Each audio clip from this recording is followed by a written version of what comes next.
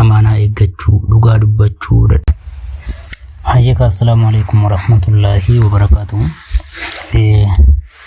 Rabbi keenya ittaanuni nasha'atuhu sallallahu alaihi wasallam guddina isaati dubbanna akkaataa akkamitti akka inni guddate hawaasa keessatti maaliin beekama isa jedhu dubbanna jechuudha.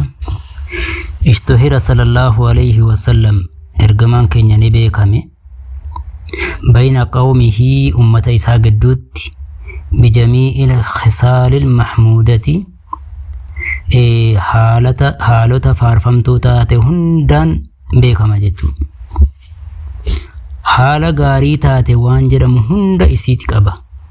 Amaanaa eeggachuu, dhugaa dubbachuu, dadhabaa gargaaruu waan hundaan kan akka maaliitiin kasidiki akka dhugaa dubbachuutiin faa beekama. Wal amaanati akka nama amaanaa eeggachuudhaan faa beekama. Wal hilmi ofsa sabrii qabaachuudhaan beekama.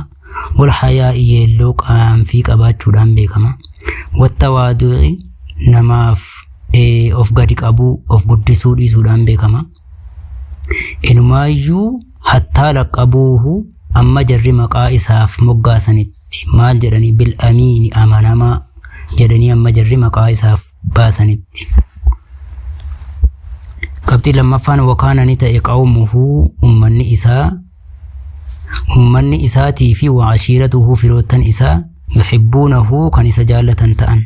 حبا عظيما جالل قد إسا جالته ويحترمونه كان إسا كبجا تأن احتراما زائدا كبجا قد كبجا دربات يجون كبجا باية إساف كبو جتون زائدا جتون كبجا باية إسا كبجو وقد حفظه الله رب أقات إسا تكسجرا منذ صغره دائم ما صار راكاسي من أعمال الجاهلية وجي جاهليات تسميو إنو الجنة ربين إساتيكس عمري إسا كيست فلم يشرب تقاهن ابن خمرا تقا فرشو رجين بيكو ولم يسجد لسنة من تقا تابوتا لكي سجودين بيكو صلى الله عليه وسلم ربين دائم مرة إساتيك فتججون وأكرمه الله ربين إسا كبجي قبل النبوة نبي جمع اندرت بمعجزات معجزاله هدودان ربين سكبج دلت كان قجل چت المعجزان سنو على عظم مستقبله فولدر إسا قدو أقطعت كان قجل منها سنرى معجزة ربين التين اتون نبيين تندر إسا كبج كيسا توقو تذكير الغمامة له gaaddisessuu jechuudha duumessa isaaf gaaddisessuu fi safarati isaaniyati ila shaam yeroo inni imaltuu marsaa lammaffaa gara shaam khadiijaadhaaf deemu sana sarara inni deemu bakka inni deemu hundarra duumessatu isarra deema gaaddisa isaaf godha akka aduun ittiin baane aduu gubaa akkamii keessa karaan irra deemu hundarra duumessatu deema. Kana rabbiin isa kabaje mu'jizaalee hedduudhaan. As'ilatun gaafiidha bimaadha ishtuhira bayna qawmihi ummata isaa gidduudha maaliin beekame nabi Muhammad sallallahu alaihi wasallam. Hal kaana qawmuhu yuhibbuunahu ummanni isaa isa jaallataa turanii gaafiidha. Hal kaana ya'malu mithla a'maalihim akkuma jaraa farshoo dhugaa ture taabotaa sujuudaa ture gaafiidha. بماذا أكرمه الله قبل النبوة مالين فربين إسا كبجات رتون بيين تندر جتشو الخلاصة جنفا عرفني بيك مرقمان كينيا في نشأته قدنا إسا كيست بالأخلاق الفاضلة حالا في أمل بريدا تأين بيكم وكان قومه يحبونه أم النساء كان سجالتا تران وعصمه الله ربين إسا تكسي من أعمال الجاهلية وجاهلية رئيسة تكسي ربين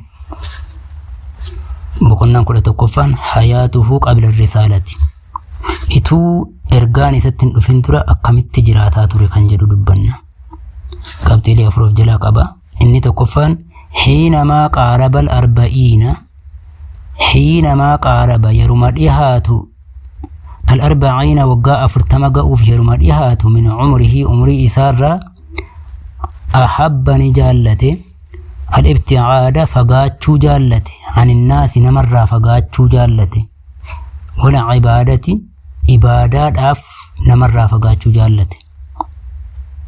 Namarraa fagaatee qobaatti rabbii ofii gabbaruu filate jechuudha.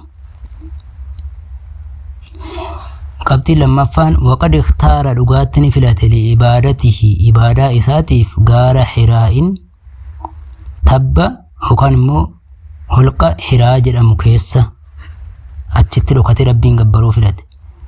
Ibaadaa wanti inni ittiin rabbiin gabbaruu ibaadaa kan dur Ibraahim akkaataa dur Ibraahim itti rabbiin gabbaraa ture san warra dur irraa qoratee baratee jira isaan rabbi gabbara jechuudha. Wahuwa Hiraa'in sunuu jabalun tabba wa'iiti alaa xariiqi makkata karaa makkaarra kan jiru wa'ii. Qabxiin sadaffaan wakaana ni ta'e yaakuzu ma'ahu yeroo holqa san keessa deemu gara holqaa sana yeroo ibaadaadhaaf deemu zaadahu galaa fudhatee dhaqa. Galaa qopheessitee fi kennitiif Khadiijaan.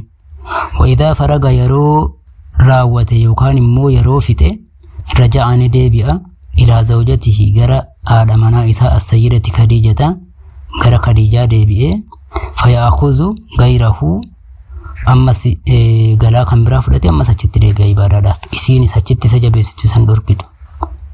Qabxiin arfaffaan wakaana ni ta'e yata'abbadu kan rabbiin gabbaru ta'e inni alaa diini jaddii fi Ibraahiima diinii akaakayyuu isaa ka durii Ibraahimii irratti kan rabbiin gabbaru ta'e.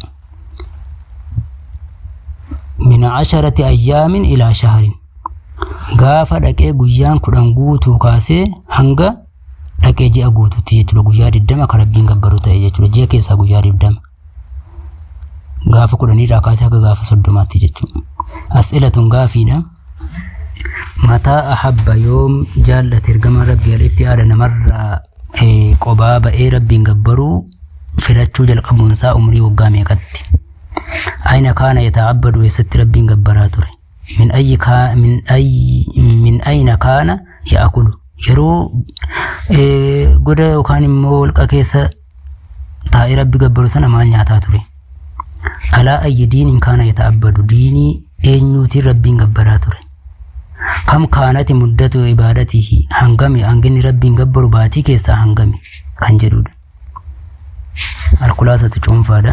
Hiinamaa qaruba yeruma dhihaate minal 40 waggaa 40 ga'utti yeruma dhihaate ahabbal uzlata fagaachuu jaallate qobaa ba'uu. Wakaana ni ta'e yata'abbadu kan rabbi gabbaru fi gaara Hiraa'i keessatti alaa diini Ibraahiima diini Ibraahim irratti jechuudha.